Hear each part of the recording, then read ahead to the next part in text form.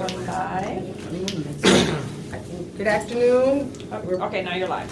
Good afternoon. We'll bring this committee on developing and planning in order. Let the record show that Councilmember Garza is not present today.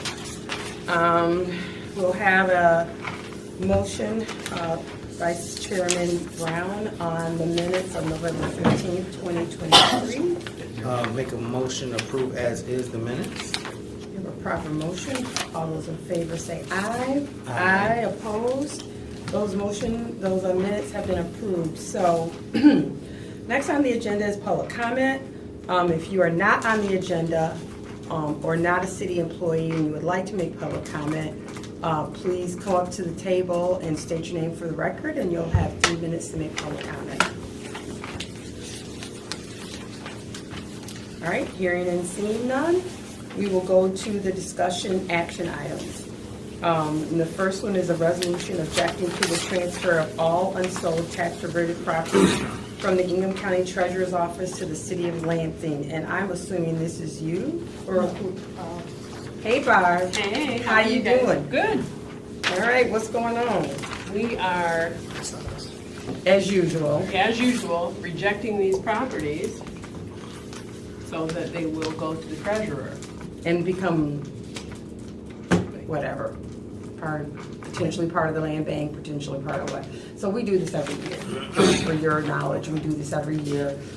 Properties that have been recovered for non-payment of taxes, they kind of try to give them to the City of Lansing first. We have to put forth a resolution rejecting those foreclosed properties. And then once we officially reject them, then they go to the county, and the county then sees fit to either put them on the land bank or do whatever they do. I think they mostly go and become part of the Ingham County Land Bank. Okay. So it is an annual thing, and so the list of the properties are right there. Yep. And we just do this because we don't want to manage the burden. Yeah. I would say it's a requirement Yeah. to state law, so it's not just the city of Lansing. Every jurisdiction in Ingham County that may or may not have properties, the county is required to offer them to you all. It isn't. The city has taken properties in the past, but we're beneficial to have a partnership with the land banks, and so there's certainly an opportunity because the time frame in which these properties even come to EDP for consideration, let alone the greater council, is such a short window. It's like 2 months because the last auction is usually in September, October, and this resolution has to make way. So there's a strategy. Certainly I'm here now, day 4. I'm quite familiar with this process, so that next year, if there is a desire for those strategic partnerships, we'll be able to be better equipped with extra capacity for that. But certainly the city's got a great relationship with the land bank. Yes. So that if anything's on this list, that's a desire for a partnership to be had. If this isn't the last opportunity, Right. we'll just engage with the land bank come the new year. Excuse me, sir, could you state your name for the record? I don't know who he is. We don't know who you Who am are. I? And the city has to respond by December 31st, or it formally, Yeah. So this has they have be to on formally council. have to respond by resolution by December 31st So this will to be on reject council them. for If they don't, then we get them. Oh, okay. So that's why we have to formally reject Well, them. I'll make a motion. Okay, we have a proper motion to approve the resolution for action on December 11th, 2023 for city county tax foreclosure rejection. Is there any other comments? Hearing and seeing none, all those in favor say aye. Aye. Opposed? All right, so this is going to be on for final approval on December 11th. Thank you, Barb. Thank you. Thanks, Brian. You're going to miss me, Barb, because I'm quick. I am gonna miss you. Quick, Barb, you know I I'm quick. I've been I'm- looking at the clock, I'm like, I'm gonna miss you. so, the next item on the agenda, as soon as I find my agenda, is the ordinance Z-9-2023 Osband Avenue rezoning from IND-2 General Industrial to R-6A Urban Detached Residential. Ms. Statuick, we had a public hearing on this last Monday, and Mr. Shuck came up and he didn't exactly speak against it, but he questioned the location because it's in an industrial area. The young lady that's purchasing this piece of property wants to buy the house because her son was murdered in and on the property, I believe. And so it is it is in between two other houses, and the planning department has said it's a pretty good fit, so. And again, the person who came up wasn't really against it, he was just questioning, I think the overall form-based code. yeah, so I'll entertain a motion on that. Motion. All right, so we have a motion for the final approval of the rezone. Is there any other discussion on it that we need to know about? All right, all those in favor say aye. Aye, opposed? All right, this goes for December 11th as well. Okay. So the next thing we have is a resolution for the introduction and setting of a public hearing for Z-10-2023, the rezoning of 512 East Miller Road from R-3 Suburban Detached Residential to S-C Suburban Commercial. Is this a new one? This is. Okay, because I knew I didn't remember this one. What's going on with So this? This is setting a public hearing today. So you're probably familiar with Tony's Party Store. It's at the southwest corner of Cedar and Miller. Okay. Miss, I do not frequent party stores. I Okay. just do not know, but you I'm go right sorry. ahead. Well, so when you're driving on Cedar, it's very visible. Yeah, right there by Yeah. Myers. Oh, so it's the house behind it? No, this is the house right next to it along Miller Road. Okay. And back in 2000, well, the applicant is zoned, Tony's Party Store is zoned suburban commercial. Right. The same owner that owns the adjoining parcel that's the subject of this rezoning. Okay. It's at 512 East Miller. There's a house on it right now, it's zoned residential. He wants to rezone it to suburban commercial so he can combine the two parcels. He'll keep the party store, but he wants to put an addition onto it, so that, and the canopy and pumps, so he can have a gas station on the property in addition to the party store. He wants to have a gas station there? Yes, and there's a site plan in the packet here that shows how it would fit on the property and easily fits where there's proper circulation, with the two properties combined. So there's proper circulation, everything meets setbacks and so forth. But of course, the property, the 512 East Miller needs to be zoned commercial for him to be Okay. able to do that. Back in 2000, let's see, 2001. So the pump, I'm sorry, Ms. No, go Statuette, ahead, please. apologies. So that looks like the gas pumps would face Miller Road? Yes. Okay. Yes. So back in 2001, the applicant, back under the old ordinance, the Tony's Party Store was on F commercial. The suburban commercial, our now suburban is just today's version of it. This is pursuant to the form-based code? Yeah, pursuant to the form-based code. So that property, 512 East Miller, was rezoned to F commercial, from residential to F commercial back then.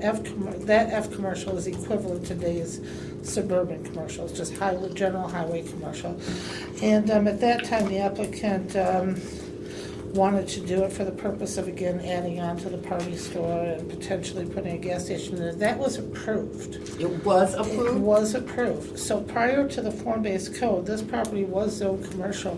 When the form-based code was enacted, we believed that it was just a mapping error, that we're just correcting a mapping error here, because there'd be no reason why we would have intentionally zoned this back to residential when we supported the rezoning of it to commercial in 2001, would still support we still support that, and the master plan calls for Okay, commercial. I'm sorry, in this Miss, area. and I'm sorry, Ms. Statuette, No. because that's a lot. So Yes. let me try to get it Sorry, in okay. pieces. No, you're fine, you're fine.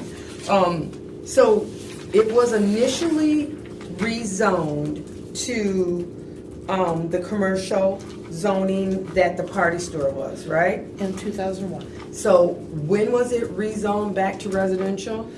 It was done that with the enactment of the form-based code in 2021, in error. Why are we, do we have to come do this? Yes. Yes. Yeah. When they went through and did the form-based code, because they have to redo the whole map. And there was a house on that property. And so when they looked at the map, they said, gosh, that's a house. This is a residential property. This is a mapping error. So they changed it. And we I'm approved the guessing- form-based code. Correct. And we Gotcha. adopted the whole map for the whole city.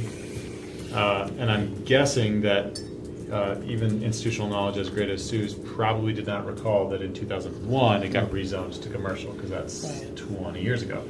So Oh, Miss Statuick, you must have been absent this day this I thing know, happened. right? It's just not like you. No, I'm just kidding. So, all right, so we're setting a hearing to rezone it back. Yes, ma'am. So, all right, you guys, I mean, that's fine. I guess I won't be here, but I foresee a whole bunch of questions Yeah. about that one. So, do you have any questions at this point? This is just for the Brian? public hearing, so I'll motion to set that. All right, we're gonna have a motion to set the public hearing for January 8th. Yep. So we have a motion to set the public, and good luck to you on this one. A motion to set the public hearing on January 8th. Is there any other discussions? No? All those in favor say aye. Aye. Opposed? So the hearing is set for January 8th. Got it. My suggestion. What are the concerns? Well, I think that you're gonna have a concern about having a gas station there so close to Yes, housing. housing. That's the first, I mean, if I would still be on council, that'd be the first thing I'd be like, That's the you first want a thing. gas station, right? Particularly when, you know, we went through this whole brouhaha about that mechanic place being next to a housing, and then, but they're gonna allow a gas station next to housing. So I'm just saying, I think you're gonna have some pushback. So if I were you, I would be prepared to come and talk about the process and how it was initially zoned and the form-based code and how it all happened. And, you know, and then let the chips fall where they may. Sure will. So, I mean, you're gonna have to do that on the 8th. Yeah, that's right. Good luck, good luck. All righty. Thank you so much. Thank you, Ms. Statuick. Thank you for your help and all the things you've done. I really Oh, appreciate it. thank So, you. It's been a real pleasure working with you these Thank issues. you. I really mean that. It has. Thank you so much. All right, we have here, the next one is a resolution to set a public hearing on the establishment of a neighborhood enterprise zone number 25 in the Wheel District. And I see that we have Mr. Hepler here, and Raleigh, are you gonna be doing this as well, or who's gonna be putting forth this? Oh, hey, Chris, how are you? I see that. And I have a couple questions, as we're going through this, but go ahead and start. And I think they're for law more than anybody, so.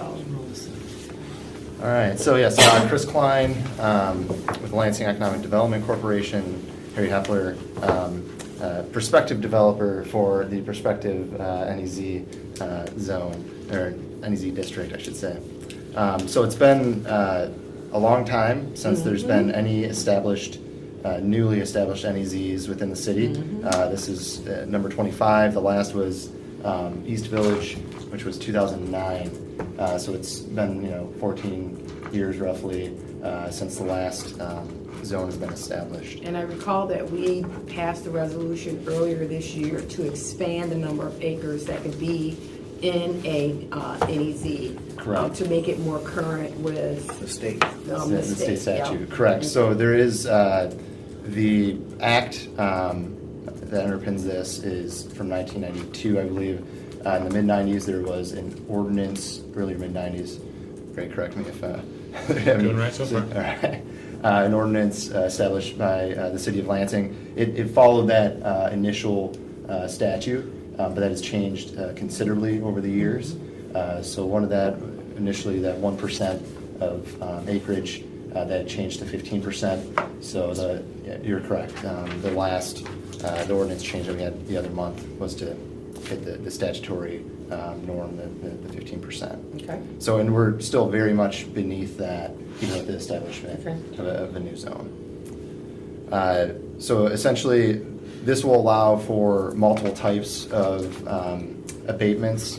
The one that we'd be looking at, which we don't have, the application process will start in a different time, but right now it's just the zone, but that would be for rehab, and that functions very similarly to an Oprah tax abatement, so essentially freezing the taxes. The impact to the local unit would be, again, very much the same. This allows for 15 years of abatement, but there is a 3-year step down where the taxes slowly, the abatement slowly reduces. In this case, I believe, again, we don't have the applications yet, but we'd be looking at the same amount that was requested in the Oprah Which the was, remind us. 12 years, Okay. I believe. I So think it was like 2 years construction and 12 years total, and then there's a step-in period the last 3 years. Is that Okay. right? yeah, well, that's for yes for the NEZ, and then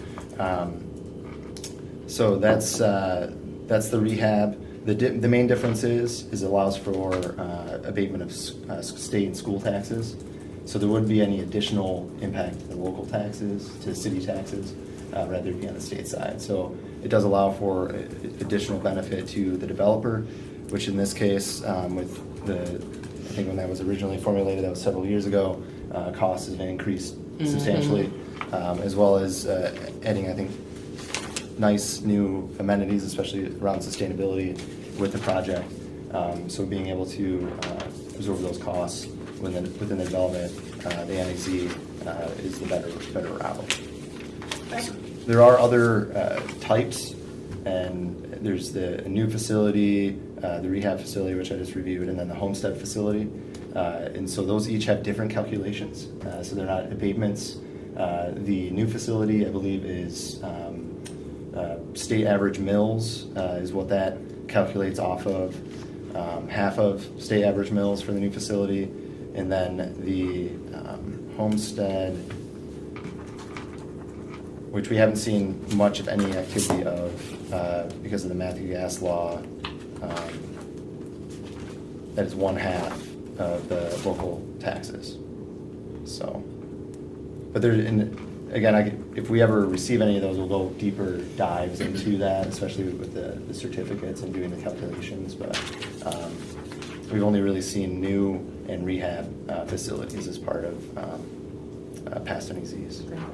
So I have a couple questions, if I may. Oh, and thank you, Sherry, for this information.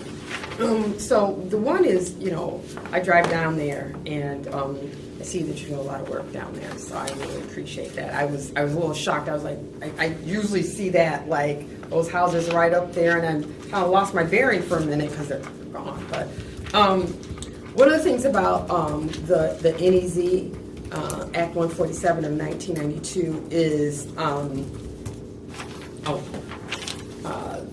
so this is why I wanted to ask.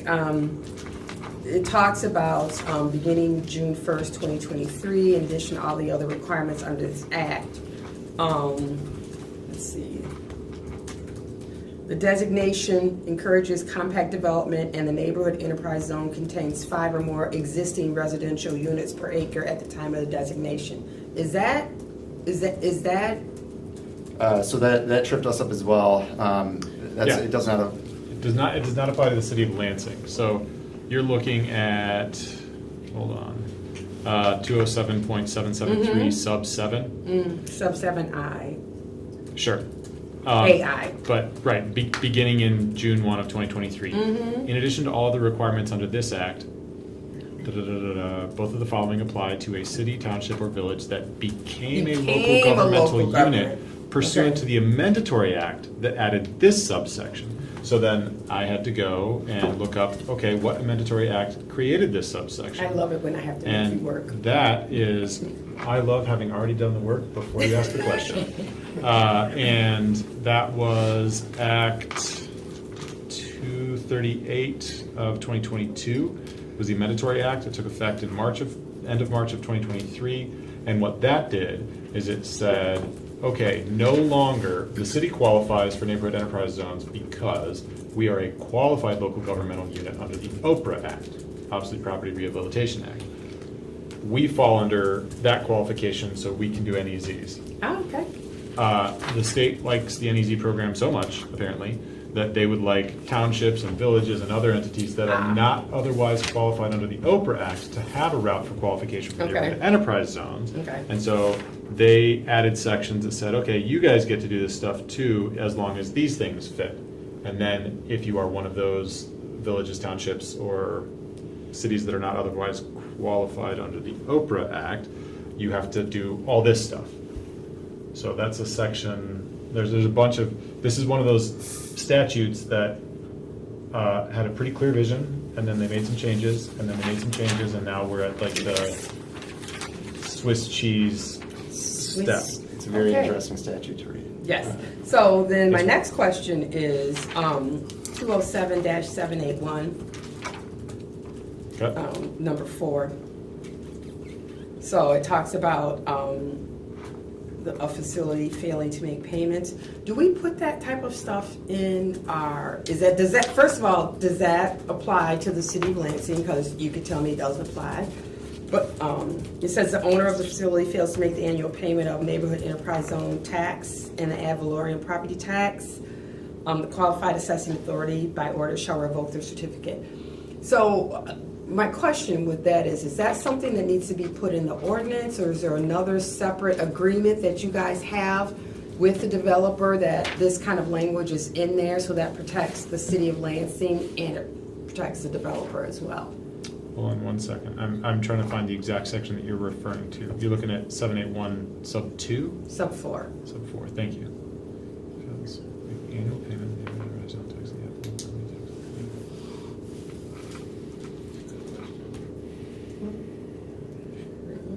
I just sure.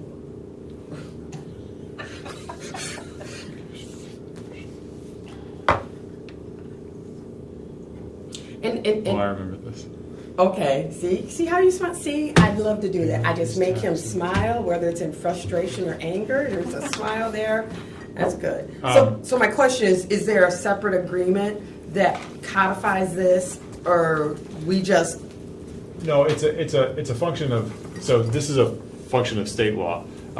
We would know very quickly if they don't make the payment, because the NEZ payment and the remaining ad valorem payments, to the extent that all these exist, they go through the normal assessment process, and unpaid taxes are known pretty fast. And if you read that section, I mean, I remember this because it reads very scary at first Yes, for it the does. developer. Yes, it But does. then it says, but then if they say, never mind, I'm gonna pay, we take back the revocation. And then actually, if they pay late, we take back the revocation. So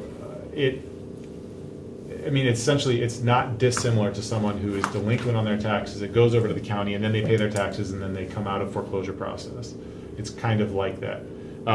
Okay. We would know, and I don't think we've ever had one that hasn't paid, but we would know if they wouldn't pay, it would be on the assessor's radar, and it wouldn't really, I mean, if they haven't paid ad valorem, it would still kick over to the county, but essentially, we would send a letter and say, you didn't pay, and then they would either pay or they would lose their certificate.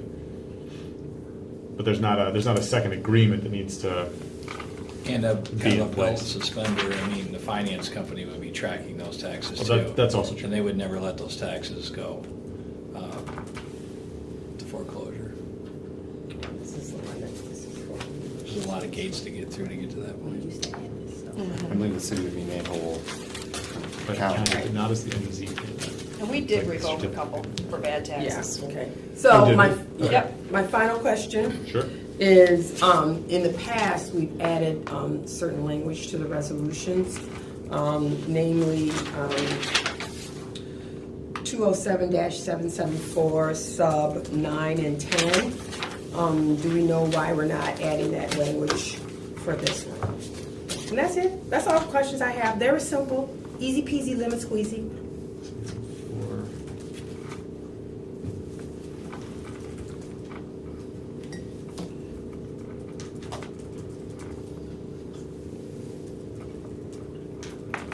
Wait, 774, 9, and 10? Okay, let me, I took off my glasses. 9, if a new facility is completed in neighborhood zone. So 9 doesn't apply because the building permit could not be issued in March of 1998. Okay, so, all right. And I'll just tell you, this was in one of the earlier amendatory acts Yes. that, Was, I mean, if you read it, I'm 100% positive that if you go back, there's like one such zone in the Okay. entire state, and it's Okay. probably in a city that someone had a elected person who really wanted to protect that neighborhood enterprise zone. There's And several so- carve outs. That's Yeah, one of there's the a things that bunch makes of it. Okay. wild carve-outs. probably And one of then those, apparently. 10, if a new facility is completed in a neighborhood enterprise zone.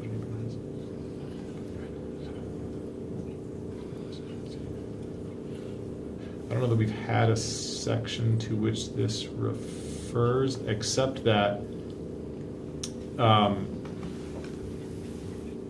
this, I think, touches on when it used to be that I think the maximum was 12 and then they All changed the right. maximum to 15. Gotcha. And the maximum is 15 now. Yeah. So we don't need to put a reference for that. See? Wasn't that easy? There was hardly any bloodlet on that, hardly at all. Love the law books.